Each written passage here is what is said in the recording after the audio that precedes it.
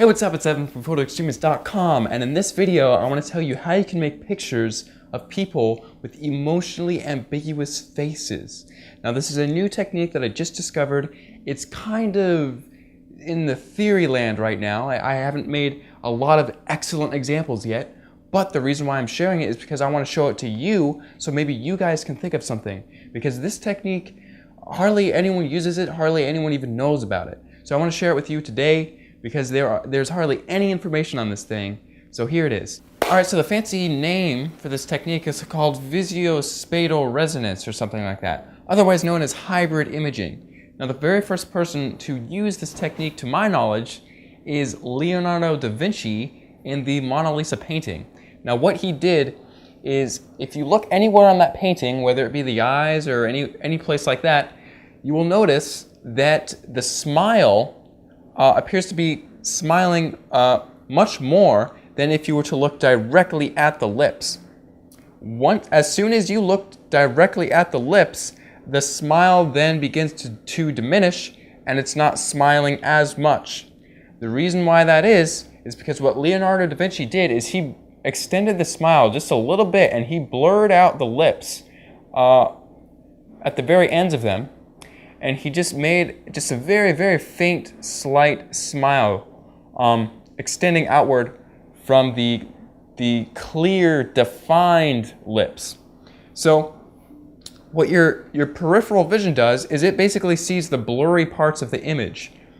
But as soon as your eyes look directly at the lips, it now then kind of forgets about the things surrounding the lips, which is the blurry stuff, and it's only looking at the specific detail, the actual specific definition of the lips. So that's why you basically have two different pictures. You have the blurry image, and then you have the detailed image.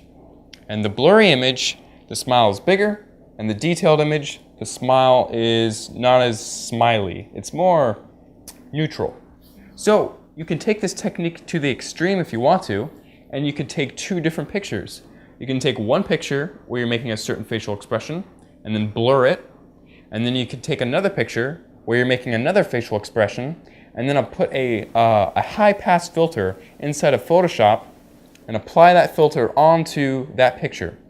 So you're only seeing the defined parts of the image, not the blurry stuff. Then what you can do is you can take those two pictures and overlay them on top of one another, and now you can look at the picture in two different ways. The first way that you can look at it is where you are standing right in front of your computer monitor, and your face is about maybe 2, 3, 4 feet away from the monitor itself, and you will then be able to see the defined parts of the image very clearly, and it will be more obvious that that's what you're looking at. But if you step away about 3 to 8 meters away from your computer monitor, the details then vanish. You can no longer see the details anymore, and you can only see the blurry image. So you can have two different types of images on top of one another and view them both separately, even though they're right there, they're the same image. You can do this technique with facial expressions. I've done it with facial expressions where where in one picture I'm smiling and the other picture I'm just blank-faced.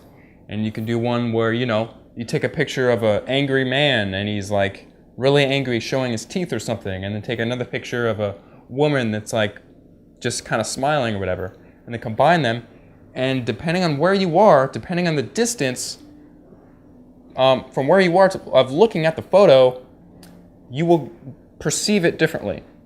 And you don't have to do this with just faces. You can do it with anything, and that's why I want to share this technique so I can get people to make stuff up with it, and we can see what we can make out of it. So another idea is you can do it with anything, really. Like I did it with the sink. I just took a blurry picture of the sink, took a detailed image of my hands washing the sink. Also, if you want to get all techno geeky, if you are nearsighted and you happen to be wearing glasses, you can view the picture with your glasses on, and you'll see the nice details. But if you take your glasses off, you will then usually be able to see the blurry image more or less. Usually a little bit more than if you had your glasses on. But that will only work half the time. Another way to view the picture is to simply zoom out on the picture. So simply just make it bigger or smaller on your computer monitor itself. That way you don't have to physically walk away from your computer screen, and you can just zoom in and out on the picture and see the different pictures on the picture, which makes a nice picture. So let's go into Photoshop and I'll show you how to do this specifically, and then I'll also tell you how you can submit your picture so we can all look at them and try to make cool things with them. Alright, so what you're going to want to do is put your two pictures on your computer and now drag the first one over into Photoshop, and then select the other one and drag it on top of that one. Push enter. Now what we want to do is blur one of them and then apply a high pass filter to the other one.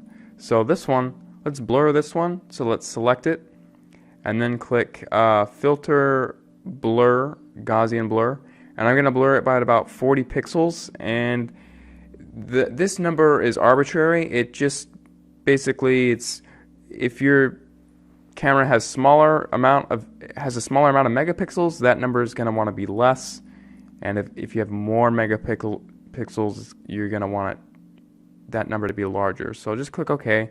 It's blurred, it's pretty good.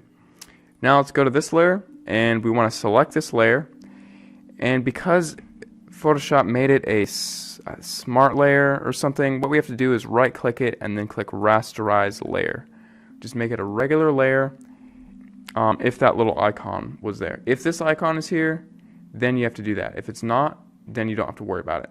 So I just rasterized the layer. Now that I did that, I can apply effects to it. So I can go to filter, other, high pass, click OK, and now you want to select the layer, and then in the blending mode options here, you want to click overlay. Now you'll see that it's not looking, I mean, it looks okay for what it is, but we can make it look, I think we can make it look better. So what I'm going to do is just swap these two layers. I'm going to put the top one on the bottom and the bottom one on the top, and I think that does make it look a little different. So in order to do that, I got to get rid of the lock icon, just drag it to the trash can, bring this up to the top layer, and then click the blending modes and then click overlay. So now it looks a little bit better. Here was the before and here's the after. It just brings out some of those edges. And now that looks pretty good how it is. If you wanted a little bit more, if you needed more definition or something, you could just simply duplicate the layer and it would bring it out even more. And another thing that you can do is just go on the layer and click auto contrast on the high pass layer, and it will also really bring it out, and then you could just dim it down using the opacity if you wanted to. So now that we have this, if you view it from far away, it'll look like I'm angry, and if you zoom it in and look at it closer, it will look like I'm happy. Now if you wanted to make this effect a little bit more subtle, like the Leonardo da Vinci picture, what you could do is grab the original picture, drag it over on top of the picture again, and you want to make sure it's on the top layer and the blending mode is on normal. And now what you can do is simply create a layer mask on that layer and then simply mask out the mouth, and now the only part where the effect is happening is on the mouth itself. That way it kind of preserves the picture and makes it look more like a normal regular picture rather than a kind of like a cartoon type of thing. But each technique works. It's just that you may want to experiment with this. It's a little bit more obvious. It's kind of blobby, cartoony looking, but the effect is on, you get the full effect as well. With this, it's a little bit more subtle. So if this is just something you're playing around with, you may want to go with the subtle approach. And now here's another example. I want to show you one more, and this will be the last example. So here's the last one. With this one, this is very, very, very subtle. As you can see here, I only got 3 layers. The first layer, I blurred it, and then I used the liquify tool to make the smile a little bit smiley. And then I applied a high pass layer onto it, and that made it look kind of, it just added more definition to it. But you can still see the lips quite a bit actually. So what I did is I just added another layer on top of it, and I just sort of dimmed down the effect of the lips. So that's what you can do if you want to make it look really subtle like the Leonardo da Vinci picture. And this is still very subtle. If you look at the eyes, your peripheral vision will basically see the smile as a little bit more smiley. But if you look at the lips themselves, the smile tends to slightly go away. So that's the theory, at least. I hope you guys can come up with some good examples so we can all exchange ideas and look at them and see what we can come up with. You can submit your pictures to the Photo Extremist Facebook timeline, or even better yet, you could submit them to the Photo Extremist Flickr page, and I'll leave links to all that stuff in the blog article down below. So click all that stuff, submit your pictures, and I'll see you in the next video.